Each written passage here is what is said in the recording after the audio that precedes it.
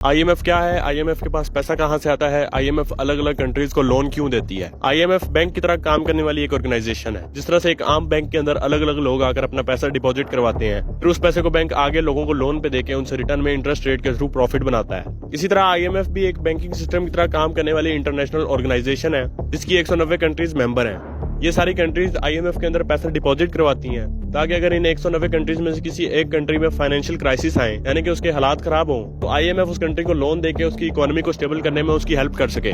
अब ऐसा नहीं है कि 190 की 190 कंट्रीज आईएमएफ के अंदर पैसा डिपॉजिट करवाती हैं। मिसाल के तौर पर हमारी कंट्री पाकिस्तान, अब हमारी इकोनॉमी इस काबिल नहीं है कि हम अपने मुल्क का बजट भी चलाएं और आईएमएफ के अंदर भी एक्स्ट्रा पैसा डिपॉजिट करवा सके। अब सवाल ये पैदा होता है कि जब पाकिस्तान इस काबिल ही नहीं है कि आईएमएफ के बजट के अंदर ये कंट्रीब्यूट कर सके, तो पाकिस्तान आईएमएफ का मेंबर क्यों है और आईएमएफ पाकिस्तान को बार बार लोन क्यों देता है, जबकि आईएमएफ ये भी जानता है कि पाकिस्तान को दिया हुआ पैसा उनको वापस नहीं मिलने वाला।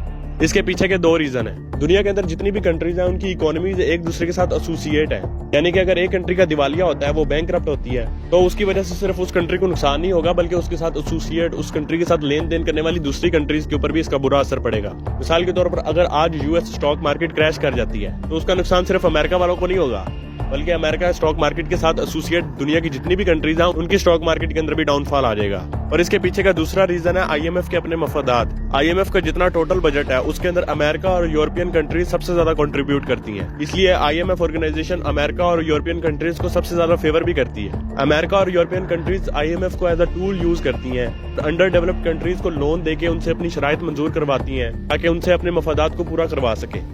कमेंट्स के अंदर सजेस्ट करें कि नेक्स्ट वीडियो किस टॉपिक पे होनी चाहिए।